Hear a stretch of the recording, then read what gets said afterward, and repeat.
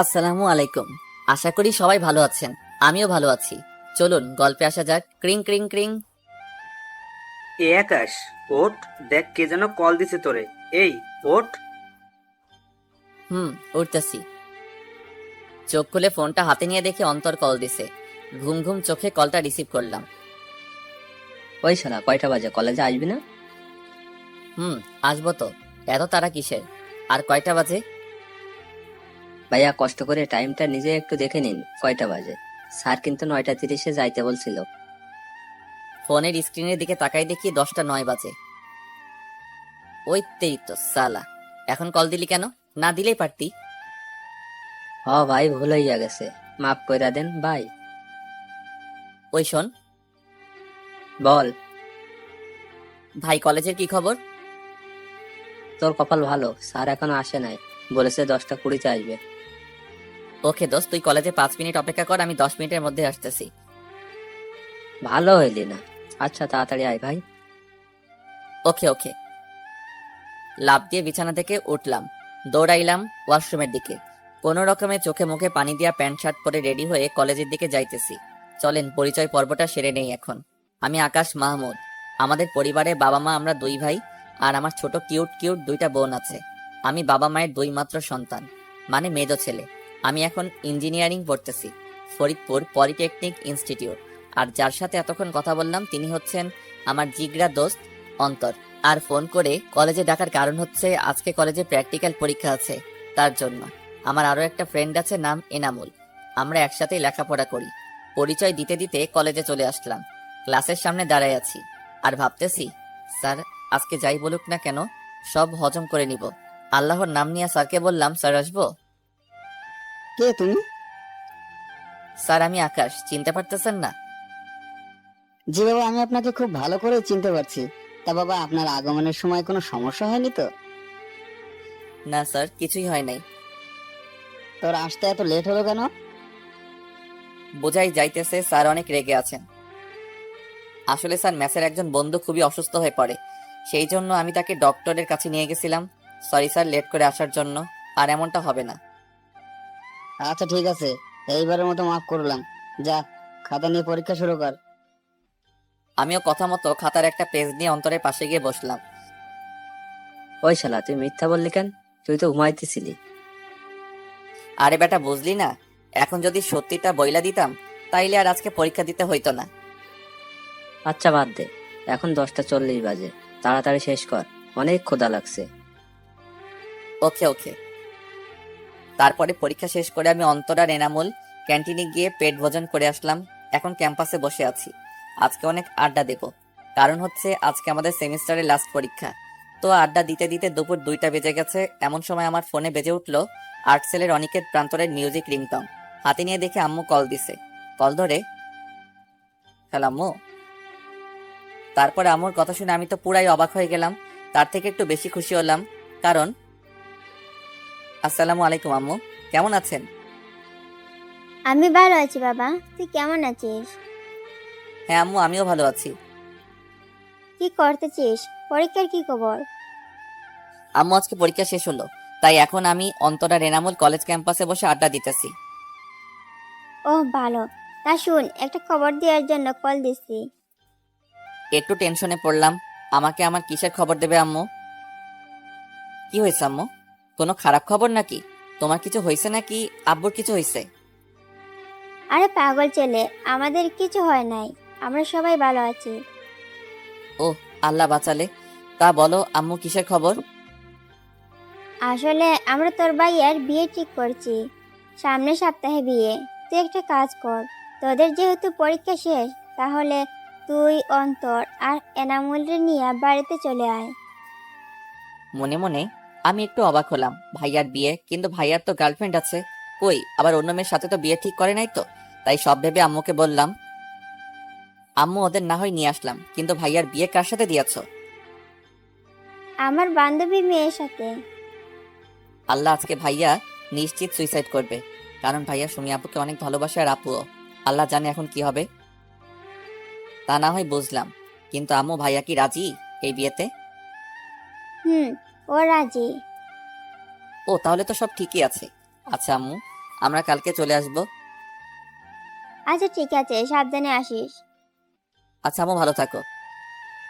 Call কাটার পরে অন্তর আর এনামুল একসাথে বকে উঠল, কিরে কিসের বিয়ের কথা বললি রে? আরে ভাইয়ার বিয়ে সামনের সপ্তাহে। তাই নাকি? এত ভালো খবর। সত্যি অনেক ভালো একটা খবর। তুই একটা ভাবি পাবি, কত মজা করবি। জানি না রে, ভাইয়া তো সুমি আপুকে ভালোবাসতো, কি জানি কি হইল। তাহলে ভাইয়া কার সাথে বিয়ে হইতেছে? আম্মুর এক বান্ধবীর মেয়ের সাথে। ও, ওহ। আচ্ছা শোন, আমাদের তো সেমিস্টার শেষ হয়ে গেছে, আর তোদের হাতেও কোনো কাজ নেই, তাহলে চল আমাদের বাসায়, আম্মু যেতে বলছে তোদের। সেটা না হয় বুঝলাম, কিন্তু বাসায় বলতে হবে তো। তুই ঠিকই বলছিস। আরে চাপ নিস না, আমি আছি তো। ঠিকই বলেছিস। আচ্ছা, বাসায় তুই একটু বলে দে, তাহলে আর কিছু বলবে না। তুই বলে দে। আচ্ছা আচ্ছা ঠিক আছে, দে ফোন দে। তারপর ওদের বাসায় রাজি করালাম। এখন তাহলে বাসায় যাওয়া যাক নাকি? আবার সবকিছু তো রেডি করতে হবে। হুম, চল তাহলে। তাহলে। বাসায় এসে একটু রেস্ট নিয়ে গোসল করে খাওয়া দাওয়া করে ব্যাগ প্যাক করে রাখলাম, সকালেই যেতে হবে। এখন একটু ফেসবুকে ঢোকা যাক। তারপর রাতে খেয়ে ঘুমিয়ে পড়লাম। সকালে ঘুম থেকে উঠে ফ্রেশ হয়ে রেডি হলাম বন্ধুদের বাসার দিকে। তার আগে একটা কল দিয়ে নেই। ক্রিং ক্রিং। কিরে, কি করিস? এই তো রেডি হয়ে তোদের বাসার দিকে যাইতেছি। তোরা রেডি তো? রেডি, একটু বাকি আছে। আচ্ছা আসতেছি, তাড়াতাড়ি রেডি হয়ে নে। এনামুল কি করে? ও রেডি হয়ে বসে আছে। আচ্ছা আসতেছি। তারপরে ওদের নিয়ে বাসে উঠলাম। গন্তব্য আমাদের বাসা। প্রায় 4 ঘন্টা জার্নির পরে বাসায় পৌঁছালাম। বাসার সামনে গিয়ে কলিং বেল বাজাতেই আম্মু এসে দরজা খুলে দিল। কেমন আছিস আব্বু? কেমন শুকিয়ে গেছিস? ঠিকমতো খাওয়া দাওয়া করিস না নাকি? আম্মু, আমি অনেক ভালো আছি। আর আমি মোটেও শুকাই নাই, বরং একটু মোটাই হয়ে গেছি। আচ্ছা আম্মু, তুমি কেমন আছো? আমিও ভালো আছি। আচ্ছা, দরজায় দাঁড়িয়ে কথা বলবি নাকি ভেতরে আসবি? আর তোরে না বলছিলাম তোর 2 বান্দরকেও নিয়ে আসবি? ভেতরে তো যাবই, আর আমার বান্দরগুলো আছে, ওই দেখো আসতেছে। ভাইয়ার বিয়ের কথা শুনে অনেক খুশি হয়েছে। ভালো। আসসালামু আলাইকুম আন্টি, কেমন আছেন? ওয়ালাইকুম আসসালাম। তা বাবা, তোমরা কেমন আছো? হ্যাঁ আন্টি, আমরা ভালোই আছি। আর একটু বেশিই ভালো আছি, কারণ ভাইয়ার বিয়ে বলে কথা। এরই মধ্যে আমার কিউট কিউট 2টা বোন এসে আমাকে জড়িয়ে ধরে বলতেছে, ভাইয়া কেমন আছেন? এই তো ভালো আছি, তুই কেমন আছিস? আমি ভালো আছি। ওইদিকে সুরাইয়া, মানে আমার একদম ছোট বোন, সে তো আমারে জড়াই ধরে কেঁদেই দিল। ভাইয়া কেমন আছিস? আর আমারে ফুলে তুই কেমনে থাকিস? আমার কথা কি তোর মনে পড়ে না? আরে পাগলি, কাঁদছো কেন? আর আমি তো ভালোই আছি, তুমি কেমন আছো? এতক্ষণ ভালো ছিলাম না, এখন ভালো আছি। আচ্ছা চল ভিতরে চল। হ্যাঁ, আচ্ছা আসো, ভিতরে আসো। আমরা ভিতরে আমার রুমে গিয়ে বসলাম। একটু রেস্ট নিয়ে ফ্রেশ হয়ে রুম থেকে বের হইলাম। আম্মু কই গেলা? ক্ষুধা লাগছে তো। এই তো রান্নাঘরে আছি আমি, হয়ে গেছে আমার। তুই ওদের নিয়ে টেবিলে বস, আমি আসতেছি। আচ্ছা। একটু পরে আম্মু খাবার নিয়ে আসলো, আর আমরা একসাথে খেতে বসলাম। আচ্ছা আম্মু, আব্বু কোথায়? ওদের আব্বু তো একটু বিজনেসের কাজে বাইরে গেছে, চলে আসবে 2-3 দিনের মধ্যেই। ও আচ্ছা। তা সুমাইয়া, তোর লেখাপড়া কেমন চলতেছে? এই তো ভাইয়া ভালোই চলতেছে। ভালো করে পড়িস, আর মাত্র কয়েক মাস বাকি এসএসসির পরীক্ষার। আচ্ছা ভাইয়া। তা সুরাইয়া, আপনার কি খবর বুড়ি? ওই আমারে বুড়ি বলবি না, বলে দিলাম। আর আমার পড়া অনেক ভালো, সুমাইয়ার থেকেও। না রে ভাইয়া, ওর পড়ালেখা একদমই ভালো না। এই বছর একটাই ফেল করেছিল। স্যার আমার চিনে, তাই স্যারের বললে পরের ক্লাসে উঠাই দিছি। ভাইয়া মিথ্যা কথা, আমি অনেক ভালো। ও মিথ্যা কথা বলতেছে। আমি মাত্র একটা বিষয় ফেল করছি। আচ্ছা আচ্ছা, কানতে হবে না। আমি তো জানি আমার বুড়িটা অনেক ভালো ছাত্রী। সে মাত্র একটা বিষয় ফেল করেছে, কিছুই হবে না, সামনের বার সে সবগুলাই পাশ করবে। এইবার তো টুতে অনেক ভালো করবা, তাই না? হুম ভাইয়া। হুম, আচ্ছা। ওই তোরা খা, কথা কম বল। তারপরে খেয়ে আমরা রুমে আসলাম। বিকেলের দিকে আমরা ঘুরতে বের হলাম। আমার কিছু এলাকার বন্ধুর সাথে বসে আড্ডা দিয়ে রাত 10টায় বাসায় আসলাম। তারপরে খাওয়া দাওয়া করে ঘুম দিলাম। এইভাবে 3 দিন পার করলাম। এর মধ্যে ভাইয়ারে কল করে বাসায় নিয়ে আসা হলো। ভাইয়া ঢাকা একটা সফটওয়্যার কোম্পানিতে চাকরি করে। দেখতে দেখতে গায়ে হলুদের দিন চলে আসলো। সন্ধ্যায় ভাইয়ার গায়ে হলুদের সময় একটা মেয়ের দিকে চোখ পড়লো। একটা হলুদ কালারের শাড়ি পরে আমার দিকে আসতেছে। মেয়েরে দেখে ছোট্ট করে একটু ক্রাশ খেলাম। হলুদ শাড়িতে যা লাগছে না, মনে হচ্ছে প্রথম দেখাতেই ভালোবেসে ফেললাম। আমার সামনে এসে সোজা আমার মুখে হলুদ মাখায় দিল।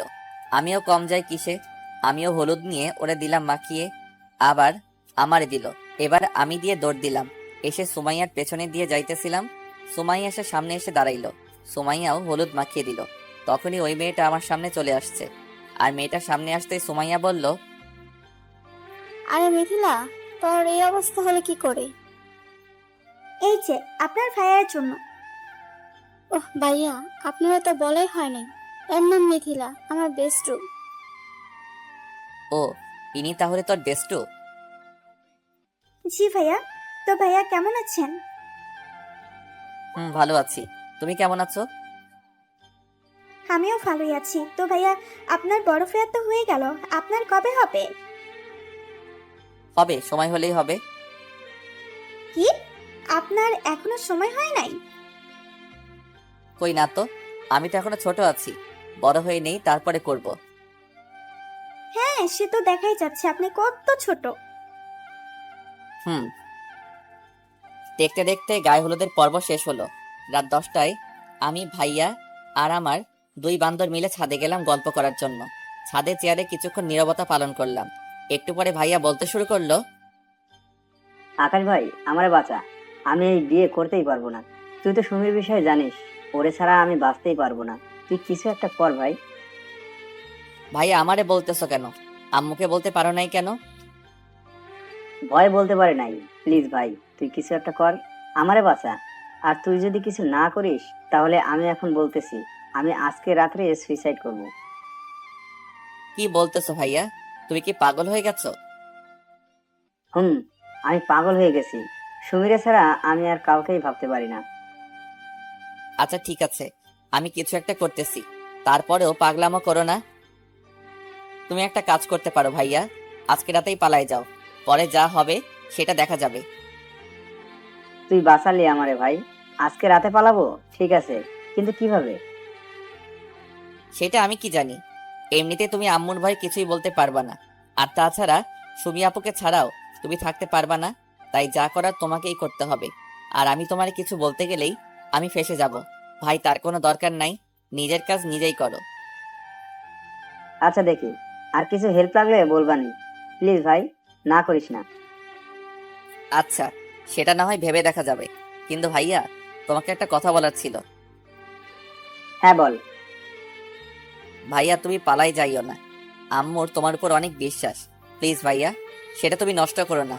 তাহলে আম্মু অনেক কষ্ট পাবে। হুম, তুই যা বলতেছিস তা সবই সত্যি, কিন্তু এটাও সত্যি যে আমি সুমিকে ছাড়া বাঁচতে পারবো কিনা জানি না। তবে অনেক কষ্ট হবে, আর আমাকে এই কষ্ট সারা জীবন বয়ে বেড়াতে হবে। আচ্ছা, তুই কি চাস আমি সারা জীবন এভাবেই কষ্টে থাকি? বেটা ইমোশনাল কথা বলা শুরু করছে। না ভাইয়া, আমি তো কখনোই চাই না। কিন্তু ভাইয়া, আমাদের একটু সুখের জন্য কি আব্বু আম্মুরে কষ্ট দেওয়া ঠিক হবে? তা হয়তো ঠিক হচ্ছে না, কিন্তু আমি এখন কি করব, তুই বলে দে ভাই। আমি বলি কি ভাইয়া, তুমি আম্মুরে একবার বলেই দেখো আম্মু কি বলে। আমি বলছিলাম, কিন্তু আম্মু কোনোভাবে সুমিকে মেনে নিবে না। বলছে আম্মু নাকি আন্টিকে কথা দিয়ে ফেলেছে, এখন সে না করতে পারবে না। তাই আমাকে নাকি সুমিকে ভুলে যেতে হবে। আচ্ছা ভাইয়া, শান্ত হও। আর আম্মুর কথা মেনে নাও। এতে তোমারই ভালো হবে। আর আম্মু খুশি হবে। হুম, দেখছি কি করা যায়। তবে একটা কথা সত্যি, আমি সুমিকে কোনো দিনই ভুলতে পারবো না। বিয়ে যদিও এই মেয়ের সাথে হয়ে যায়, তারপরেও আমি সুমিকে ভুলতে পারবো না। আচ্ছা দেখো, তোমার যা ভালো মনে হয় করো। আমার ঘুম আসছে, আমি গেলাম। আচ্ছা যা, আমি যাব একটু পরেই। আচ্ছা, গুড নাইট। তারপরে চলে আসলাম রুমে। রাত বাজে 12টা।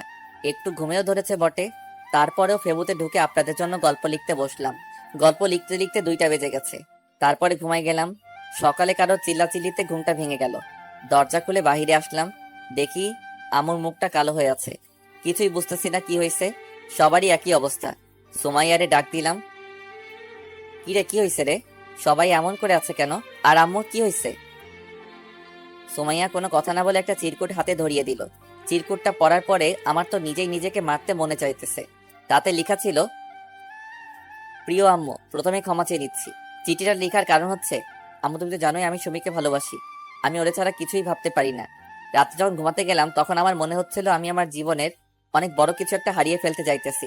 তুমিই বলো, যাকে এতটা ভালোবাসি তাকে ছাড়া সারাটা জীবন থাকবো কিভাবে? তাই তোমাকে, তোমাদের সবাইকে কষ্ট দিয়ে আমি চলে যাচ্ছি। প্লিজ আম্মু, আমাকে ক্ষমা করে দিও। ইদি তোমার অবাধ্য ছেলে পারভেজ।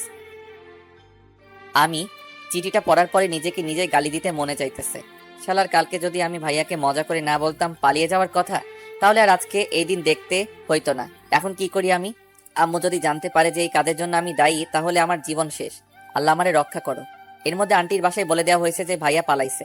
ওইদিকে তো আম্মুকে আন্টি সেই রকম ঝাড়তেছে। একটু পরে আম্মুকে দেখলাম উঠে রুমের দিকে গেল। আমি আর এখন কি করব, তাই অন্তর আর এনামুল্লের নিয়ে ছাদে গেলাম ব্রাশ করতে করতে। আর তখনই সুমাইয়া পেছন পেছন বলতেছে আম্মু নাকি আমারে তার সাথে দেখা করতে বলতেছে। আল্লাহ, এখন আমি কি করি? তাহলে কি ভাইয়ার পালানোর কথা আম্মু জেনে গেল নাকি? আজকে তাহলে আমি শেষ। আল্লাহ, এবারের মতো আমারে বাঁচাই দাও। আর কোনোদিন কারোর উপকার করব না। ভয়ে ভয়ে আম্মুর রুমের সামনে গিয়ে আম্মুকে ডাক দিলাম, আম্মু আসবো? আমাকে ডাকছিলে নাকি? আর কথা আছে। আল্লাহ বাঁচাও। হ্যাঁ আম্মু, বলো কি বলবে? আমি একটা ডিসিশন নিছি, আশা করি তুমি আমার কথা একমত হবে। যাক, আল্লাহ বাঁচাইলা। তাহলে মনে হয় ভাইয়ার ব্যাপারটা জানে না। হ্যাঁ অবশ্যই আম্মু, তুমি যা বলবে তার সাথেই আমি একমত। আগে আমার মাথা ছুঁয়ে কথা দে যে আমি যাই বলবো তুই রাখবি। আম্মু, এরকম করে বলতেছো কেন? আচ্ছা বলো তুমি, আমি রাখবো। না, তুই আগে আমার মাথা ছুঁয়ে কথা দে। আচ্ছা, এই ধরলাম। এখন বলো আম্মু, তুমি যাই বলবে আমি তাই করব। কথাটা হলো, হ্যাঁ বলো। আমি তোর সাথে নিপার বিয়ে দিতে চাই। তুই কিন্তু কথা দিছিস। আম্মুর কথাটা শোনার সাথে সাথে মনে হলো আমি মাটির ভিতরে ঢুকে যাইতেছি। আম্মু এটা কি বললো? এটা কিভাবে সম্ভব? আমার মুখ দিয়ে একটা কথা বলার মতো শক্তি নাই। কি ভাবছিলাম আর কি হয়ে গেল? কিরে, কিছু বলিস না কেন? আমার কথাটা রাখবি তো? আমাকে তোর আন্টির সামনে মুখটা রাখবি তো? তোর ভাইয়া চলে যাওয়ার কথা শুনে তোর আন্টি আমাকে অনেক কথা শোনাইছে। আর আজকে যদি এই বিয়েটা না হয়, তাহলে আমার আর বেঁচে থাকা আর না থাকা সমান কথা হবে। এখন তুই দেখ কি করবি তুই। আম্মুর মুখে মরার কথাটা শুনে নিজের চোখের পানি আর ধরে রাখতে পারলাম না। আম্মু তুমি যা বলবে তাই হবে। তবুও প্লিজ তুমি এসব কথা আর বইলো না। আমি বিয়ে করব। আমাকে বাঁচালি বাবা। আজকে এই বিয়েটা না হলে হয়তো তোর আন্টির কাছে আমি সারা জীবনের জন্য অপরাধী হয়ে থাকতাম। আচ্ছা আম্মু ঠিক আছে, তুমি যা বলবে তাই করব আমি। আমার জন্য তোমাকে কারোর কাছে ছোট হতে হবে না। তারপরে আম্মু বলল, যা বাবা, রুমে যা আর রেডি হয়ে নে। একটু পরে আবার বউ আনার জন্য বের হতে হবে। তুই এখন রেডি হয়ে নে। আচ্ছা আম্মু। রুমে চলে আসলাম মুখটা কালো করে। এনামুল জিজ্ঞেস করলো, কি রে, কি হয়েছে রে? কি হয়েছে বলবি তো? আরে কি হয়েছে বলবি তো নাকি? না বললে জানবো কিভাবে? বল কি হয়েছে? দোস্ত আমি শেষ হয়ে গেলাম রে। কেন, কি হয়েছে খুলে বল তো। দোস্ত আম্মু বিয়ে ঠিক করছে আমার। একটু পরে নাকি আমার বিয়ে। কি রে, কি বলিস? কেমনে কি হইলো? আর এটা তো অনেক ভালো খবর আর অনেক খুশির খবর। শালা মজা নিতাছোস তাই না? আমি মরতেছি আমার জ্বালায়। দোস্ত তুই একটু শান্ত হ আর বল কি হয়েছে, কেমনে কি হয়েছে। দোস্ত আজকে রাতে নাকি ভাইয়া পলাইছে আর আন্টি আম্মুরে অনেক কথা শোনাই দিছে। আম্মু অনেক কান্না করছে। তারপরে জানি না কি কথা হয়েছে আম্মুর সাথে। একটু পরে আম্মু আমার রুমে ডেকে বলতেছে আজকে নাকি আমার বিয়ে। যেই মেয়ের সাথে ভাইয়ার বিয়ে হওয়ার কথা ছিল ওই মেয়ের সাথেই নাকি আমার বিয়ে হবে। আম্মু বলতেছে আমি যদি বিয়েটা না করি তাহলে আম্মুর সম্মানটা নষ্ট হয়ে যাবে। আমারে মরার হুমকি দিছে। আরে বেটা, এই ব্যাপার তাহলে? আরে এটা কোনো ব্যাপার হলো? আর আন্টি যা করছে ঠিকই তো করছে, তার সম্মান বাঁচানোর জন্য যা করা দরকার ছিল তাই করেছে। দোস্ত আমি কিছুই জানি না, তবে বিয়েটা তো আমার করতেই হবে। দোস্ত জাস্ট চিল। আর এই দেখ, তোর কপালটা কত ভালো, ভাই আর বিয়ে খাইতে আসছিস আর নিজেই এখন ভাবির বিয়ে করতেছিস। এনামুল ওরে কিন্তু চুপ থাকতে বল, তোরে লাথি মেরে ভবিষ্যৎ সন্তানের বাবা ডাক শোনা বন্ধ করে দিব। আরে আরে চেতিস না তুই। আর এখন তুই চল, রেডি করে দেই তোকে। আচ্ছা ঠিক আছে। তারপর আমি ফ্রেশ হয়ে গোসল করে আসলাম। ওরা আমায় ভাইয়ার জন্য কেনা শেরওয়ানি পরিয়ে রেডি করে দিল। পরে বের হব। আব্বু আম্মুকে সালাম করে বের হয়ে গাড়িতে বসলাম। অন্তর এনামুলও আমার সাথেই বসছে। ওরা কথা বলতেছে আর আমার রাগ তুলতেছে। কিছুক্ষণ পরে আমরা বিয়ে বাড়ির সামনে চলে গেলাম। গাড়ি থামালো। ওরা সবাই নেমে গেছে। আমি একাই গাড়িতে বসে আছি। কিছুক্ষণ পরে আমাকে গাড়িতে নামিয়ে গেটের সামনে নিয়ে যাওয়া হলো। ওইখানে গিয়ে ধরলো কয়েকটা মেয়ে ঘিরে। বলতেছে টাকা চাই, টাকা না দিলে নাকি ভিতরে দেওয়া হবে না। কি আর করার, নিজের সম্মান বাঁচাতে পকেট থেকে 10 টাকার একটা নোট বের করে এনামুল রে দিতে বললাম। এনামুল টাকা দিতেই মেয়েগুলো পুরাই খেপে গেল। জামাই মানুষ এত কিপটা হয় জানতাম না। আজকাল কেউ 10 টাকা ভিক্ষাও দেয় না। গেল মেজাজটা 44 হয়ে। আমিও বলে দিলাম, এইখানে তাহলে কিসের জন্য দাঁড়াইছেন? আমি তো ভাবছিলাম এটার জন্যই দাঁড়াইছেন, তাই তো 10 টাকা দিলাম। অমনি এনামুল আর অন্তর আমার মুখ চেপে ধরলো আর বলতেছে, ওই বেটা, কি বলতেছিস সেইগুলা? চুপ করে থাক, মান সম্মান শেষ করিস না ভাই। আচ্ছা, আপনারা কত টাকা চান? বেশি না, 10,000 দিলেই হবে। মগের মূল্য পেয়েছেন নাকি? 10,000 টাকায় কয়টা শূন্য হয় জানেন সেটা? ওই মিস্টার, 10,000 টাকার 1 টাকা কম হলেও কিন্তু বউ নিতে দেবো না। আচ্ছা, কিছুটা তো কনসিডার করেন। আচ্ছা ঠিক আছে, 9,990 দেন। কি বলতেছে? মাত্র 10 টাকা কমালেন? 10 টাকা তো কেউ ভিক্ষাও দেয় না। তাহলেই বুঝুন 10 টাকা আমাদের কিভাবে দিতে গেলেন।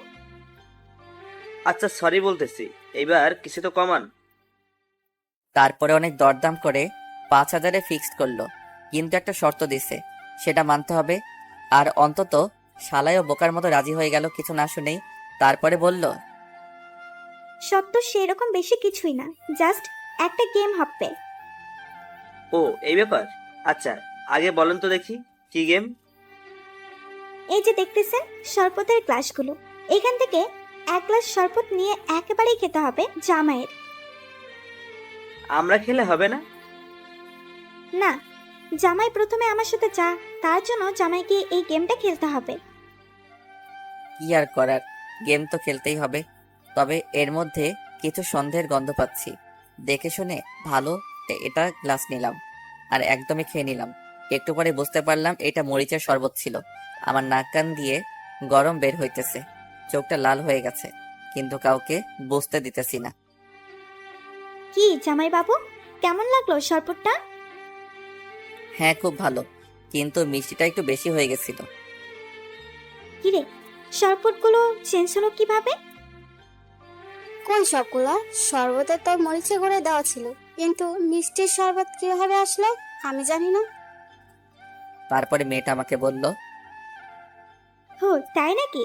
তাহলে ঠিক আছে। শালার আমি তো বুঝতে পারতেছি আমার ভিতর দিয়ে কি হয়ে যাইতেছে। গেটের সব দেনা মিটিয়ে ভিতরে ঢুকলাম। আমার স্টেজে বসিয়ে রাখা হয়েছে, কিন্তু আমার 2 বান্দর এর একটারও দেখা পাইতেছি না। হয় মেয়ে পটানোতে ব্যস্ত। যাই হোক, অনেকক্ষণ বসে থেকে মাজা ব্যথা হয়ে গেল। কি আর করার, বসে তো থাকতেই হবে। ওদেরকে ডেকে এনে ওদের সাথে আড্ডা দিলাম কতক্ষণ। তারপরে কাজী আসলেন আর বিয়ের কাজ সম্পন্ন করলেন। শ্বশুর বাড়িতে বিয়ের সকল ফর্মালিটিস মেনে এখন বিদায় সময় হয়ে গেল। মেয়েরা যে এত কান্না করতে পারে, আমার বিয়ে না করলে হয়তো জানতেই পারতাম না। বিদায়ের সময় শ্বশুর আব্বাজান আমার হাত ধরে বললেন, বাবা, আমার একমাত্র মেয়ে আমি তোমার হাতে তুলে দিলাম। তুমি ওরা একটু দেখে রেখো বাবা, ওরা কখনো কষ্ট দিও না। আব্বু আপনি চিন্তা করবেন না, আমি থাকতে ওর কখনোই কষ্ট হবে না। বাবা, তুমি তো জানোই বিয়েটা কেমন করে হয়ে গেল। নেহাত তোমার আম্মু আমাদের এত বড় অসম্মানের হাত থেকে বাঁচিয়েছেন। আর বিয়েটা যেমন করেই হোক বাবা, এখন তোমার স্বামী স্ত্রী, ওকে তুমি মেনে নিবে আর ওরে কষ্ট দিও না। আচ্ছা আব্বু। এবার আসলেন শাশুড়ি। বাবা, আমার মেয়ে একটু রাগী, কিন্তু ওর মনটা অনেক ভালো। বাবা, আমার মেয়েরে তুমি কখনো কষ্ট দিও না। আচ্ছা আম্মু। তারপরে তাদেরকে সালাম করে গাড়িতে গিয়ে বসলাম। বউও তাদেরকে জড়িয়ে ধরে অনেক কান্না করলো। তারপরে গাড়িতে আমার পাশে এসে বসলো, কিন্তু অনেকটা দূরে সরে বসলো। যাই হোক, বউ নিয়ে বাড়িতে চলে আসলাম। সবাই দেখি দরজার সামনে দাঁড়ায় আছে, হয়তো বউ বরণ করে ঘরে নিবে বলে। তো বউ নিয়ে বাড়ির দরজার সামনে গেলাম। এ কি, সবাই তো দেখি বউ নিয়ে ব্যস্ত, আমার কোনো নামগন্ধ নাই এখানে। তোর কি বিয়েই করলাম, এখন নিজের দাম কমে গেল। যাই হোক, বরণ করা শেষ করে বউকে নিয়ে আমার রুমে গেল। আমি আর কি করব, অদম। আকাশ ছাদে গিয়ে উপরের আকাশ পানে চেয়ে আছে। কিছুক্ষণ পরে হারামিগুলো আসলো, আর এসেই, দোস্ত কেমন আছিস? মজা নিতেছিস? দোস্ত দেখ, আজকে তুই ভাবি বিয়ে করে ফেললি। শালা ঠিক করে বল, তোর ভাবি বিয়ে করছি নাকি আমার ভাবি? ওই হলো একই কথা, তুই আমার ভাবিরেও বিয়ে করছিস, আবার আমার ভাবিরেও বিয়ে করছিস।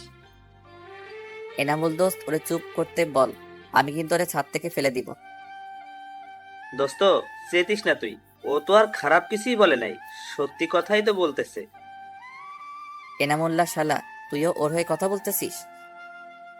আচ্ছা আচ্ছা, ঠিক আছে দোস্ত, যা হার হয়ে গেছে, এখন আর এসব ভেবে কোনো লাভ নাই। হুম। দোস্ত টিট দিবি না? হ, তোরে অনেক বড় করে ট্রিট দিব। একবার কলেজে যাইয়া নেই, অনেক বড় একটা ট্রিট দিব। আচ্ছা আচ্ছা দোস্ত, তোর টিট দেওয়া লাগবে না।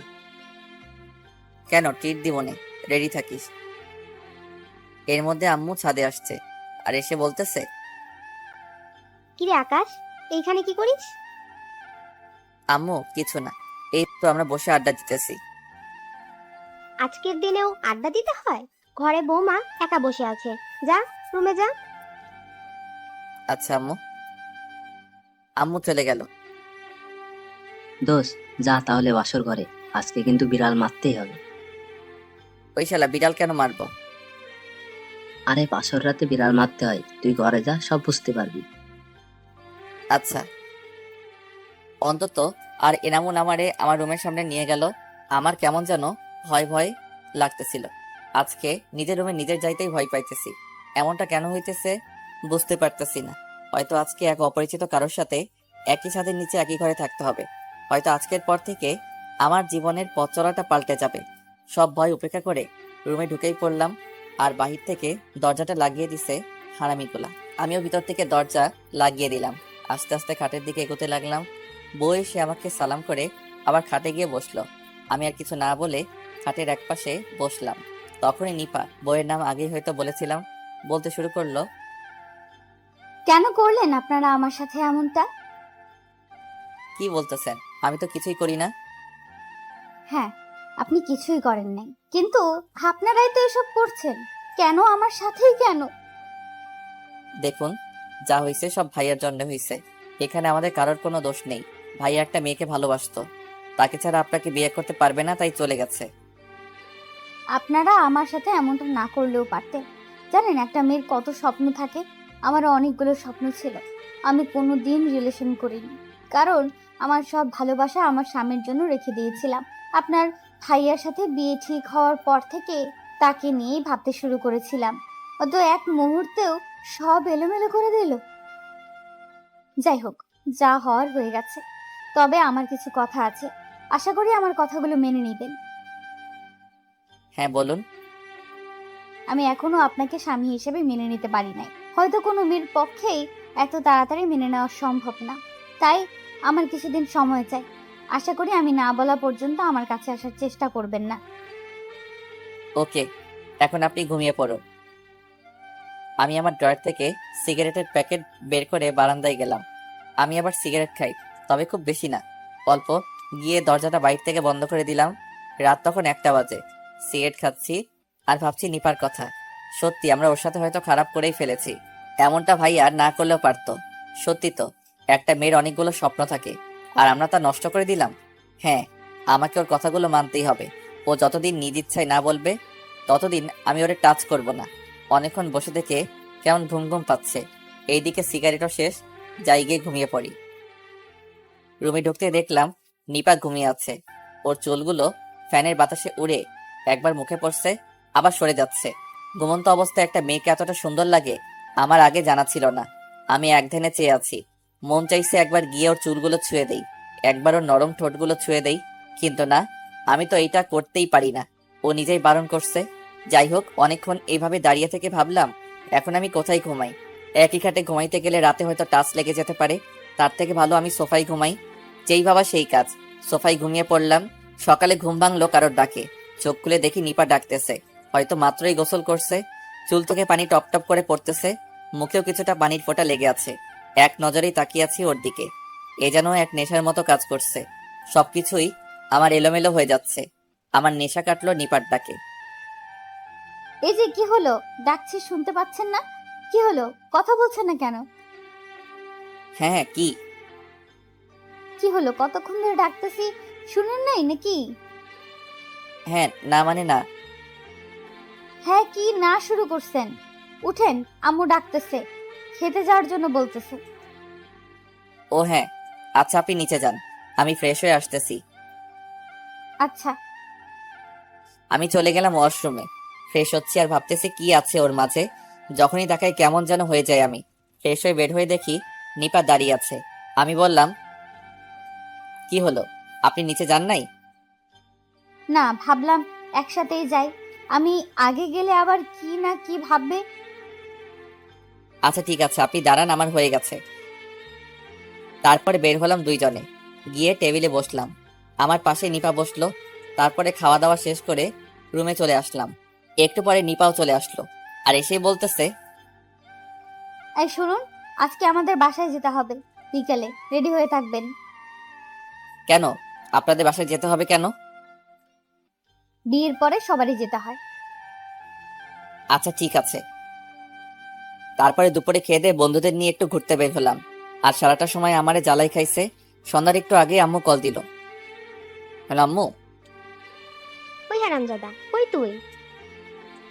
আম্মু আমি তো একটু মাঠের দিকে, কেন কি হয়েছে? তোরে বৌমা সকালে বলে নাই আজকে ওদের বাসায় যেতে হবে?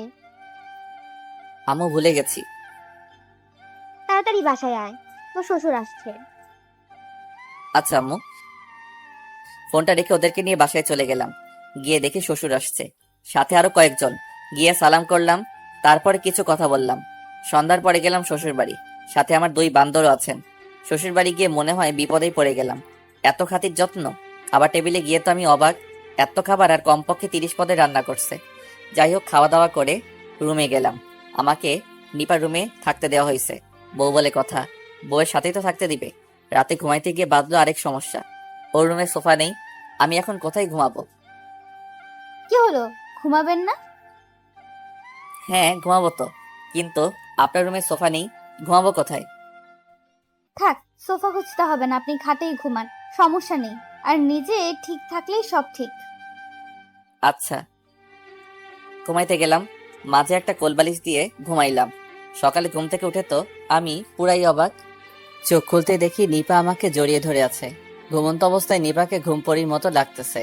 আমি মুগ্ধ নয়নে দেখছি, কি অপরূপ সৌন্দর্য। কতক্ষণ তাকিয়েছিলাম জানি না। একটু পরে মনে হলো নিপা নড়ে চড়ে উঠছে। নিপা চোখ খুলতেই আমাকে ওর দিকে তাকিয়ে থাকতে দেখে কিছুটা লজ্জায় পড়ে গেল। সরি, আমি আসলে বুঝতে পারিনি। It's okay. তারপরে ফ্রেশ হতে গেলাম। ফ্রেশ হয়ে এসে রুমে বসে আছি, এমন সময় নিপা আসলো রুমে আর বলল খেতে ডাকে আম্মু। আমিও চলে গেলাম খেতে।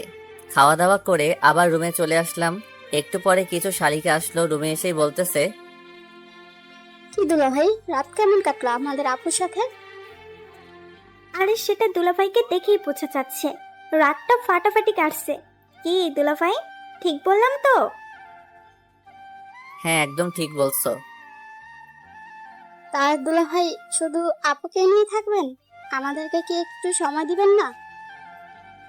হ্যাঁ কেন নয়, আমার এত সুন্দর সুন্দর শালিকারা আছে, আর আমি তাদের সময় দিব না? এটা কি হয়? এই তো আমার দুলাভাইয়ের মতো কথা। তাহলে আজকে আমাদের ঘুরে নিয়ে যাবেন? আচ্ছা নিয়ে যাব, কিন্তু আমি তো এখানে কোথাও ঠিক মতো চিনি না। আরে দুলাভাই, আপনার চিন্তা হবে না, আমরা আছি তো, আপনি শুধু আমাদের সাথে যাবেন। আচ্ছা। এর মধ্যেই নিপা চলে এলো রুমে, আর এসেই ওদেরকে পাঠিয়ে দিল রুম থেকে। এই যে মিস্টার। আকাশ, হ্যাঁ, আপনাকে ওরা কি বলতেছিল? কই কিছু না, এমনি আড্ডা দিচ্ছিলাম। আমি কিছু শুনেছি, সো মিথ্যা বলবেন না। আরে ওরা বলতেছিল আজকে ঘুরতে যাবে, তাই আমাকে নিয়ে যাবে। ও, তা আপনি কি বললেন? আমি আর কি বলবো, এত সুন্দর সুন্দর শালিকারা আমাকে ধরছে, আমি কি না করতে পারি? ও, ভালো। হুম। নিপা আর কিছু না বলে রুম থেকে চলে গেল। বিকালে শালিকাদের নিয়ে ঘুরতে গেলাম। অনেক ঘুরে সন্ধ্যায় বাসায় ফিরলাম। রাতে খেয়ে ঘুমিয়ে পড়লাম। সকালে উঠে ফ্রেশ হয়ে নাস্তা করে সবার থেকে বিদায় নিয়ে বাসায় চলে আসলাম। এইভাবেই চলে গেল বেশ কয়েকদিন। এরই মধ্যে আমাদের কলেজ খুলে গেল, কিন্তু আমি একটা বিষয় এখনো জানতাম না, আর তা হলো নিপাও নাকি আমাদের কলেজে পড়ে। কিন্তু কিভাবে কি? আমি তো রোজ কলেজে যাই, তাহলে ওকে আগে কখনো দেখি নাই কেন? আম্মুর কাছে বিষয়টা জিজ্ঞেস করায় বললেন ও নাকি হোস্টেলে থাকে, আর হোস্টেল থেকে বেশি বের হয় না, আর যখন বের হয় তখন বোরখা পরে বের হতো। যাই হোক, পরের দিন সকালে কলেজের উদ্দেশ্যে বের হব, এমন সময় আম্মু বললেন, আকাশ, তুই আর বৌমা যেহেতু একই কলেজে পড়িস, তাহলে তুই ওকে নিয়ে যা। এত দূরের রাস্তা, আগে তো ওর আব্বু ওকে দিয়ে আসতো, এখন তুই আছিস, তুই ওকে নিয়ে যা। কি আর করার, ওকে নিয়ে বের হলাম। সবার থেকে বিদায় নিয়ে ওকে নিয়ে বাস স্টেশনে গেলাম। টিকিট কাটলাম, দুইজন পাশাপাশি সিটে বসলাম। গন্তব্য কলেজ। ও, আপনাদের তো বলতে ভুলেই গেছি, এনামুল আর অন্তর নিপাদের বাসা থেকে এসেই চলে যায় ওদের বাসায়। কলেজে পৌঁছাতে 4 ঘন্টা লেগে গেল। এর মধ্যে নিপা বাসে ঘুমিয়ে পড়েছিল, আমার কাঁধে মাথা রেখেই ঘুমিয়েছিল। বাস থেকে নেমে একটা রিক্সা নিলাম। ওকে কলেজ গেটে নামিয়ে দিয়ে আমি আমার মেসে চলে গেলাম।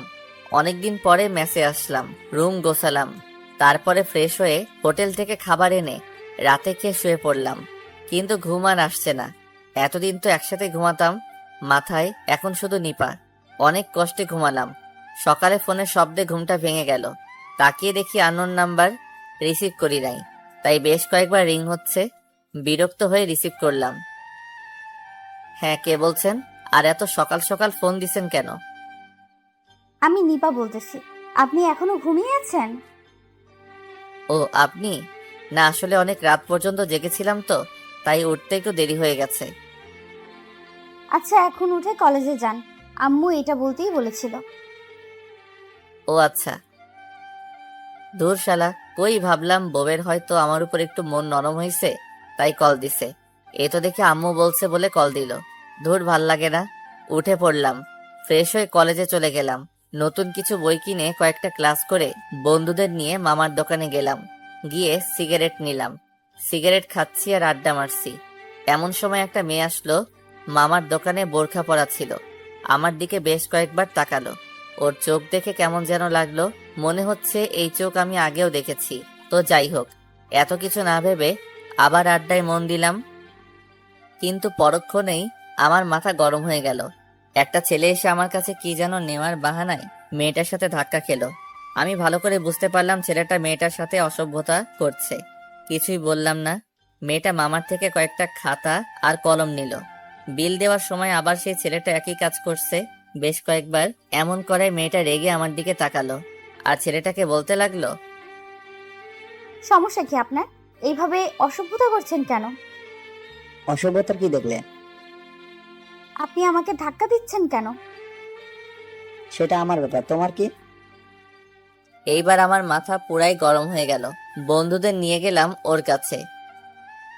কি হয়েছে আপু, এনি প্রবলেম? এই ছেলেটা তখন থেকে অসভ্যতা করছে। কিরে ভাই, এমন করছিস কেন? ও তোর কি হয়? সেটা কি তোকে বলতে হবে নাকি? এনামুল, অন্তর, চল একটু ওরে ওইদিকে নিয়ে চল। ওরা ছেলেটাকে ধরে নিয়ে গেল আর আমি, আচ্ছা আপু, কোনো সমস্যা নেই, আপনি যান। আর মামা, ওনার কি লাগে জলদি দিয়ে দাও। আচ্ছা মামা। দেখলাম মেয়েটা আমার দিকে কেমন ভরসার চোখে তাকালো আর বলল ধন্যবাদ, কিন্তু মেয়েটার কণ্ঠ আমার কেমন যেন পরিচিত পরিচিত লাগছিল। আমি আর কিছু না ভেবেই চলে আসলাম ছেলেটাকে বুঝাইতে। চলে কলেজে আমাদের একটা গ্যাং আছে। গ্যাং বললে কেমন যেন শোনায়। আসলে আমরা ক্লাসের বেশ কয়েকটা বন্ধু আছি যারা সব সময় এক হয়ে কাজ করি আর সব খারাপের বিরুদ্ধে কাজ করি। আর আমার সব বন্ধুগুলো ওইখানেই স্থানীয়, তাই আমরা চলি অন্যরকম পাওয়ারে। কেউ কিছু বলতেও পারে না, সবাই অবশ্য ভালো কাজের জন্য সম্মান করে। যাই হোক, ছেলেটাকে উদুম কেলিয়ে ছেড়ে দিলাম আর বললাম নেক্সট টাইম এমন যদি দেখি তাহলে এর থেকেও বেশি থেরাপি দিব। চলে আসলাম মেসে। ফ্রেশ হয়ে খাওয়া দাওয়া করে মাত্র রেস্ট নিচ্ছি, এমন সময় নিপা কল দিল। আর কল রিসিভ করে আর কোনো কথা না বলে বলল, আপনি সিগারেট খান? আরে আমার গোপন খবরও জানলো কিভাবে? কই না তো, কে বললো আপনাকে? একদম মিথ্যা বলবেন না বলে দিলাম, সত্যি করে বলুন। দেখলাম আর লুকিয়ে লাভ নেই, হয়তো ভালো করে জেনে গেছেন। না মানে আসলে খাই, তবে মাঝে মধ্যে। আপনি আর সিগারেট খাবেন না। কেন? আমি বললাম তাই, আর এটাই খাওয়া খারাপ। আচ্ছা। দুপুরে খাইছেন? আপনি খাইছেন? হ্যাঁ, আচ্ছা রাখি। বলেই কল কেটে দিল। এই মেয়েটা এমন কেন? এভাবে চলতে লাগলো আমাদের দিন। মাঝে মাঝে নিপা কল দেয় আর আমার খোঁজ খবর নেয়, আমিও দেই, তবে খুবই কম, না দেওয়ার মতোই। এরই মধ্যে আমি ম্যাচ চেঞ্জ করে ফেলি। একা একটা ফ্ল্যাট নিছি, তাও মাত্র 2 দিন হলো। সবকিছু গুছিয়ে নিলাম 2 দিনে। পরের দিন সন্ধ্যায় নিপা কল দিল। আমি তখন ওয়াশরুমে ছিলাম, তাই কলটা ধরতে পারি নাই। তারপর 3টা কল দিয়ে থেমে গেল। আমি বের হয়ে দেখি নিপা কল দিছে। ব্যাক করলাম আর নিপা বলল, কি করছিলেন? কয়বার কল দিলাম, ধরেন নাই কেন? আসলে আমি ওয়াশরুমে ছিলাম, তাই ধরতে পারি নাই। তা এই সময় কল দিলেন? একটা সমস্যা হয়েছে, তাই কল দিলাম। কি বলেন সমস্যা মানে? আপনাকে কেউ কিছু বলছে? না, তেমন কিছু না। আসলে হোস্টেলে অন্য একটা মেয়েকে নিয়ে একটা সমস্যা হয়েছে, যার জন্য হোস্টেল সুপার হোস্টেলে কিছুদিনের জন্য বন্ধ দেওয়া হয়েছে। সমস্যা যদি সমাধান হয় তাহলে আবার খুলতে পারে। ও, তাহলে তো অনেক বড় সমস্যাই হলো। আচ্ছা, এখন কি করবেন? কিছুদিনের জন্য কি বাসা থেকে ঘুরে আসবেন? না, কলেজে অনেক ইম্পর্টেন্ট ক্লাস হচ্ছে, এমন সময়ে ক্লাস মিস দেওয়া ঠিক হবে না। ও, তাও তো। আচ্ছা, এখন কি করা যায়? মনে মনে ভাবতেছি একবার আমার এখানে থাকার কথাটা বলেই দেখি কি বলে। পরক্ষণে আবার ভাবলাম না থাক, আবার উল্টাপাল্টা কিছু মনে করে যদি, তাই আর বললাম না। কিন্তু আমাকে অবাক করে নিপা বলল, আচ্ছা, একটা কথা বলতাম যদি আপনার সমস্যা না হতো। আরে বলুন। যদি কিছু মনে না করেন তাহলে কি আমি আপনার কাছে কিছুদিনের জন্য থাকতে পারি? আরে কি বলছেন? আমার সমস্যা হবে কেন? আপনার যখন মন চাইবে আপনি তখন আসবেন। না মানে, স্যার আজকে সকালে বলছিল আজকের মধ্যেই সবাই হোস্টেল খালি করতে। আমিও অন্য জায়গায় ব্যবস্থা করতে চাইছিলাম, কিন্তু পারি নাই, তাই আপনাকে কল করলাম। আপনার যদি সমস্যা না হয় তাহলে আমাকে একটু হোস্টেল থেকে নিয়ে যাবেন। আচ্ছা, আপনি টেনশন নিয়েন না, আপনি 10 মিনিট দাঁড়ান, আমি আসতেছি। তারপরে ফোন রেখে প্যান্ট শার্ট পরে 15 মিনিটের মধ্যে একটা রিক্সা নিয়ে চলে গেলাম হোস্টেলের সামনে। গিয়ে দেখি নিপা ব্যাগ নিয়ে দাঁড়িয়ে আছে হোস্টেলের সামনে। আমি রিক্সা থেকে নেমে, সরি একটু লেট হয়ে গেল। আচ্ছা, সমস্যা নেই। তাহলে চলুন। আমি ব্যাগগুলো নিয়ে রিক্সায় রাখলাম আর নিপাকেও রিক্সায় তুললাম। রিক্সায় বসে নিপা বলল, আচ্ছা, আপনার কোনো সমস্যা হবে না তো? আমার আবার কি সমস্যা হবে? না মানে, তারপরেও। না, আমার মোটেও কোনো সমস্যা হবে না। আচ্ছা ঠিক আছে তাহলে। চলে আসলাম আমার বাসার সামনে। রিক্সায় বিল মিটিয়ে নিপাকে নিয়ে আমার ফ্ল্যাটে চলে আসলাম। অবশ্য ফ্ল্যাটটা 2 রকমের, তাই কোনো সমস্যা হলো না। ও এক রুমে আর আমি অন্য রুমে থাকার ব্যবস্থা হলো। রাতে খাওয়ার মতো কিছুই নেই, রান্না করতে আলসেমি লাগে, তাই নিজে খুব একটা রান্না করি না, হোটেল থেকে খেয়ে আসি। তাই এখন নিপাকে বললাম, আচ্ছা, আপনি তো রাতে মনে হয় কিছু খান নাই। আপনি রুমে থাকেন, আমি আসতেছি। কোথায় যাবেন? নিচে যাচ্ছি কিছু খাবার আনতে। ও আচ্ছা, তাড়াতাড়ি আসবেন। আমার কেমন যেন ভয় ভয় লাগছে। আচ্ছা, 5 মিনিটের মধ্যে চলে আসবো। আচ্ছা। চলে গেলাম নিচে। রেস্টুরেন্ট থেকে 2 প্যাকেট বিরিয়ানি নিয়ে আসলাম। রুমে ঢুকতেই নিপা কিছুটা ভয় পেয়ে গেল। আমাকে দেখে মনে হলো কিছুটা স্বস্তির নিঃশ্বাস ফেললো। কি হয়েছে, ভয় পেয়েছেন নাকি? হুম, কিছুটা। আরে ভয়ের কিছুই নেই, আমার এই ফ্ল্যাটে কেউ আসবে না। হুম। আপনি ফ্রেশ হয়েছেন? হুম। আচ্ছা, তাহলে আপনি বসুন, আমি আসতেছি। চলে গেলাম কিচেনে। 2 প্লেট ধুয়ে সাথে পানি নিয়ে খেতে বসলাম। খাওয়া শেষ করে নিপার রুমে ঘুমাইতে দিলাম। বর্ষার দিনে বৃষ্টি যেন কাউকে কিছু না বলে চলে আসে। অর্ধেক রাতে মনে হলো প্রচন্ড বৃষ্টি হবে। বাতাস বইছে, আর একটু পর পর বজ্রপাত হচ্ছে। খুব কাছেই হয়তো একটা বজ্রপাত হয়েছে, প্রচন্ড শব্দ হয়েছে। ওই ঘর থেকে নিপা চিৎকার দিয়ে উঠল। একটু পরে দেখি নিপা কাঁথা আর বালিশ নিয়ে আমার রুমের দরজার সামনে দাঁড়িয়ে আছে। কি হলো, ঘুমাননি? হ্যাঁ, কিন্তু প্রচন্ড শব্দ হচ্ছে, খুব ভয় লাগছে। ও, শুয়ে পড়ুন, কিছু হবে না। যদি কিছু মনে না করেন তাহলে আমি কি আপনার রুমে ঘুমাতে পারি? হ্যাঁ, কেন নয়, আসুন। কিন্তু একটু সমস্যা আছে। কি সমস্যা? আসলে আমার বেড তো একটা, আর একটু ছোট বটে। তাহলে কিভাবে কি? সমস্যা নেই, আমি থাকতে পারবো। আচ্ছা, ঠিকই আছে, তাহলে আসুন। হুম। নিপা বালিশ নিয়ে আমার পাশে শুয়ে পড়ল। খাটটা একটু ছোট হওয়ায় নিপা আর আমি অনেকটা গা ঘেঁষে শুয়ে পড়লাম। একটু পরে মনে হলো নিপা কাঁপছে। কপালে হাত দিয়ে দেখি অনেক জ্বর। কি করি এখন? তাড়াতাড়ি উঠে পড়লাম আর একটা গ্লাসে পানি আনলাম, আর আমার রুমালটা ভিজিয়ে ওর কপালে জলপট্টি দিতে থাকলাম। এতে দেখি ও আরো কাঁপছে, মনে হয় শীত লাগছে। তাই আমার কম্বলটা ওর গায়ে তুলে দিলাম আর জলপট্টি দিতে থাকলাম। তারপরেও দেখি শীতে কাঁপছে। এখন কি করব কিছুই মাথায় আসছে না। আর কিছু না ভেবেই আমিও ওর সাথে কম্বলের নিচে ঢুকলাম আর ওকে শক্ত করে জড়িয়ে ধরলাম। এতে হয়তো কিছুটা ওর শরীরের কাঁপুনি কমেছে।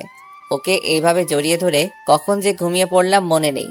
সকালে চোখ খুলে দেখি এখনো আমি ওকে জড়িয়ে ধরে আছি, আর নিপা আমার আগে জেগে গেছে আর আমার দিকে তাকিয়ে আছে। আমি তাড়াতাড়ি ওকে ছেড়ে দিয়ে একটু দূরে সরে গেলাম, আর নিপা হয়তো বাস্তবে ফিরে এসেছে। আমি বললাম, সরি, আসলে রাতে। থাক, বলতে হবে না, আমি জানি। ও আচ্ছা, আপনি কিছু মনে করেন নাই তো? আমি কি মনে করব?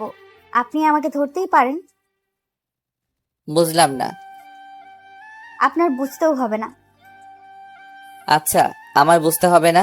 এখন দেখি তো জ্বর আছে কিনা। এই বলে ওর কপালে হাত দিলাম। না, এখন আর জ্বর নেই। কিন্তু ও কি বলল, আর আমার বুঝতে হবে না কেন? যাই হোক, তারপরে ওকে বললাম, এখন কেমন লাগছে? এখন অনেক ভালো লাগছে। আপনি আমার সেবা করছেন, আর আমি কি ভালো না হয়ে থাকতে পারি? হইছে, এখন আর এত কথা বলতে হবে না। আপনি উঠে ফ্রেশ হয়ে নিন, আমি খাবার নিয়ে আসতেছি। খাবার আনতে হবে না, আপনি বাজার করে নিয়ে আসুন, আমি রান্না করব। কি বলছেন আপনি? এখন অসুস্থ, আপনি পারবেন না। আমি বলছি না আমি ঠিক আছি। আপনি বাজার করে নিয়ে আসুন, আমি পারবো। কি আর করার, বাজার করেই আনলাম। আর আসার সময় কিছু হালকা খাবার নিয়ে আসলাম। সকালে রান্না করে দুইজনে খেয়ে কলেজে চলে গেলাম। আসার সময় ওকে নিয়েই ফিরলাম। রাতে আবার একই অবস্থা, আবার জ্বর। কি আর করা, গত রাতের মতো আজকেও জলপটে দিলাম, পরে জড়িয়ে ধরে শুয়ে পড়লাম। কিন্তু আজকে কেমন যেন লাগছে নিজের ভেতরে। হয়তো নিজের ভিতরে পুরুষত্ব জেগে উঠতেছে। অনেক কষ্ট করে কন্ট্রোল করলাম, তবুও মন চাইছে কিছু একটা হয়ে যাক। ও তো আমারই স্ত্রী, আমার সম্পূর্ণ অধিকার আছে ওর উপরে। এসব ভাবছি এমন সময় নিপা জ্বরের ঘরে আমাকে জড়িয়ে ধরে আর জ্বরের ঘরে বলতে থাকে, আকাশ, আমি তোমাকে ভালোবাসি, কিন্তু তুমি আমাকে একটুও ভালোবাসো না। আকাশ, কেন আমায় ভালোবাসো না? আমি কি দেখতে খারাপ? কি নেই আমার মাঝে? তোমার কি একবারও মন চায় না নিজের বউকে আদর করতে? আকাশ, আমি তোমাকে সত্যিই অনেক ভালোবাসি, একবার আমাকে ভালোবেসেই দেখো। এই নিপা, নিপা, কি কি বলছো এইসব আবল তাবল? আকাশ, আমি তোমাকে সত্যিই অনেক ভালোবাসি। প্লিজ আমাকে একটু আদর করো, একটু ভালোবাসো আমায়। এই বলে নিপা আমাকে আরো জোরে ঝাপটে ধরে আর এতটা কাছে চলে আসে যে আমি ওর হার্টবিট এর প্রতিটা ধ্বনি শুনতে পাচ্ছি। ওর ঠোঁট আমার ঠোঁটের এতটাই কাছে যে গরম নিঃশ্বাস আমার মুখে এসে পড়ছে। হঠাৎ আমার ঠোঁটে নরম কিছু একটা স্পর্শ পেলাম। বুঝতে আর বাকি রইল না এটা নিপার ঠোঁট। তারপরে ওকে সরিয়ে দেওয়ার চেষ্টা করলাম, কিন্তু ও এমনভাবে জড়িয়ে ধরে আছে যে আমি এক চুল পরিমাণ সরতে পারছি না। এইদিকে আমার ঠোঁটের সামনে কিস করেই চলেছে। নিজেকে আর আটকে রাখতে পারলাম না, আমিও রেসপন্স করতে শুরু করলাম। অনেকক্ষণ এইভাবে কিস করে যাচ্ছি, কিন্তু ও আমাকে ছাড়ছেই না। মনে হচ্ছে পাগল হয়ে যাচ্ছে আমি। এই প্রথম কোনো মেয়ের এতটা কাছে আসলাম আমি, আর এই প্রথম কাউকে কিস করলাম। ও পাগলের মতো কিস করে চলেছে, আমিও রেসপন্স দিয়ে চলেছি। এক পর্যায়ে ওর কপালে, ঘাড়ে, গলায়, ঠোঁটে কিস করতেছি। দেখি ওর নিঃশ্বাস ভারী হয়ে আসছে, ঘন ঘন নিঃশ্বাস নিচ্ছে। দুইজনেই অস্থির হয়ে গেছি। এক পর্যায়ে আমরা স্বামী স্ত্রীর মধুর মিলনে আবদ্ধ হলাম। রাতে ওকে জড়িয়ে ধরেই ঘুমিয়ে পড়লাম। সকালে ঘুমের মধ্যেই নিজের উপর ভারী কিছু অনুভব করলাম। মনে হলো কেউ আমার উপরে শুয়ে আছে। ঘুম ঘুম চোখে একবার চেয়ে দেখি নিপা আমার দিকে অপলক দৃষ্টিতে তাকিয়ে আছে। এখন পুরোপুরি ঘুমটা ভেঙে গেল। তাড়াতাড়ি ওকে আমার উপর থেকে নামিয়ে দিলাম। হঠাৎ রাতের কথা মনে পড়ে গেল। নিজের মধ্যে কেমন যেন অপরাধ বোধ কাজ করছে। কি করে পারলাম ওর সাথে আমি এমনটা করতে? আমি তো নিজেই ওকে বলেছিলাম আমি ওর অনুমতি ছাড়া ওকে টাচ করব না। আর আমি কিভাবে এই কাজটা করলাম? সরি। সরি কেন? না মানে কি হয়েছে? আর এইভাবে বলছো কেন? এই প্রথম আমাকে তুমি করে ডাকলো, নিজের মধ্যে কেমন যেন লাগলো। আসলে আমি সত্যি সরি কালকে রাতের ঘটনার জন্য। আমি সত্যি বলছি, আমি ইচ্ছে করে এসব করিনি। প্লিজ আমাকে ক্ষমা করে দিবেন, প্লিজ। আরে আরে, তুমি এইভাবে বলছো কেন? আর এত সরি বলতে হবে না। প্লিজ, আমি তো নিজেই একদিন তোমাকে বলেছিলাম, সরি আপনাকে বলেছিলাম আপনার অনুমতি ছাড়া আপনাকে টাচ করব না। কিন্তু সত্যি বলছি, রাতে যা হয়েছে আমি সেটা ইচ্ছে করে করিনি। আমি জানি রাতে কি হয়েছিল, আর আমি কিছুই মনে করিনি। আর এতে তোমার কোনো দোষ নেই। মানে? হ্যাঁ, আমি জানি রাতে কি হয়েছিল, আর তোমার কোনো দোষ নেই। আর যদি দোষের কথা বলেই থাকো তাহলে দোষ আমি করেছি, কারণ রাতে আমি ইচ্ছে করেই এমনটা করেছিলাম। মানে? কিন্তু কেন? এত মানে মানে করছো কেন? আর তুমি আমাকে আপনি আপনি করছো কেন? এখন থেকে তুমি করে ডাকবে, ওকে? সেটা না হয় ডাকা যাবে, কিন্তু আপনি আগে আমার কথার উত্তর দিন। আপনি ইচ্ছে করে করেছেন মানে কি? হ্যাঁ বলবো, তবে একটা শর্তে। ওকে, কি শর্ত বলুন? এখন থেকে আমাকে তুমি করে ডাকতে হবে। আচ্ছা ডাকবো, এখন আগে আমার উত্তর দিন। আবার আপনি বলতেছো? আগে তুমি করে বলো, তারপরে। ওকে ওকে, এখন তুমি বলো প্লিজ। আরে বোকা, রাতে আমি যা করেছিলাম সব ইচ্ছে করেই করেছি, যাতে তোমার আদর পাই। কিন্তু আপনি তো বলেছিলেন। হ্যাঁ আমি বলেছিলাম, তখন তোমাকে অন্যরকম মনে করতাম। এখন তোমাকে নিজের স্বামী মনে করি। আর প্রতিটা স্বামীর তার স্ত্রীর উপরে অধিকার থাকে, আর প্রতিটা স্ত্রীর তার স্বামীর উপর। আমি আমার আর তোমার অধিকার ফিরিয়ে দিলাম, আর আমিও ফিরে পেলাম। এত অবাক হওয়ার কিছুই নাই। আমরা স্বামী স্ত্রী, আমাদের মাঝে এইটা হওয়া খুবই স্বাভাবিক ব্যাপার। তাই আমি চাই আমার স্বামী আমাকে সব সময় ভালোবাসুক। তাই নাকি? গো। এতক্ষণ আমি লক্ষ্য করলাম আমার গায়ে কিছুই নেই। কিছুটা লজ্জা পেয়ে গেলাম, তাই তাড়াতাড়ি বেডের কাঁথাটা নিজের উপর দিয়ে দিলাম। কিন্তু নিপা সেটা হতে দিল না, কাঁথা টেনে নিচে নামিয়ে দিল। এই কি করছো? কাঁথা দিচ্ছ কেন? তো কি করব? দেখছো না আমার গায়ে কিছুই নেই। রাতে গায়ে দিতে মন ছিল না। রাতে তো ঠিকই সব খুলে ফেলেছিলে, এখন এত লজ্জা কিসের? হয়েছে, থাক, আর লজ্জা পেতে হবে না। যা করার তা তো রাতেই করে ফেলেছো, এখন আর লজ্জা করে কি হবে? আর তাছাড়া আমি তো তোমার সবই দেখে ফেলেছি, তাই আমার সামনে লজ্জা পেতে হবে না। ইস, কি বলে এই মেয়ে! লজ্জা শরম বলতে কি কিছুই নেই? কিভাবে বলছে কথাগুলো! জি, এখন আমাকে একটু আদর করো। কি এখন? আমি পারবো না। ওই কি বললি তুই? আমি এখন আদর করতে বসছি, তুই এখন করবি, নয়তো খবর আছে। ওই কি হলো? কি আর করার, ওকে কাছে টেনে ঠোঁটটা আলতো করে একটা কিস করলাম। নিপা আরও খেপে গেল আর আমাকে শক্ত করে ধরে আমাদের 4 ঠোঁট এক করে দিল। দখল করে নিল আমার ঠোঁট জোড়া। প্রায় 5 মিনিট পর ছেড়ে দিল। এখন আমরা দুজনেই হাঁপাচ্ছি।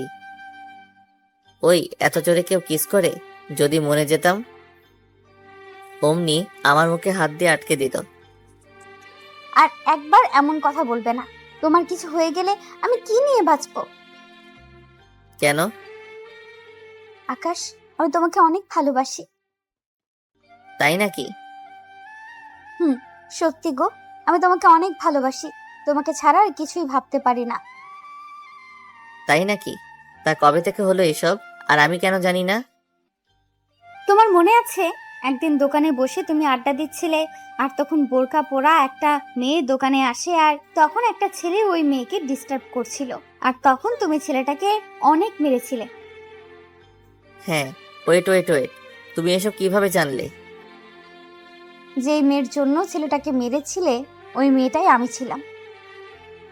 কি, ওইটা তুমি ছিলে? ওইটা আমি ছিলাম। আর তখন একটা বিষয় আমার ভালো লাগে, আর তা হলো তুমি চেনো না জানো না, কিন্তু একটা মেয়েকে অপমানিত হতে দেখে সেই মেয়েটাকে সাহায্য করলে আর অপরাধের প্রতিবাদ করলে। আর এই বিষয়টা আমার কাছে অনেক ভালো লাগে, আর এই ছোট্ট ভালো লাগা থেকে আস্তে আস্তে ভালোবাসায় রূপান্তরিত হয়। বুঝলাম। আকাশ, আমি তোমাকে ভালোবাসি, আর তোমাকে ভালোবেসে আমি তোমাকে স্বামী হিসাবে মেনে নিয়েছি। আকাশ প্লিজ, তুমিও আমাকে মেনে নাও, আর আমাকে আমার স্বামীর পূর্ণ অধিকার দাও। দিতে পারি, তবে একটা শর্তে। কি শর্ত বলো?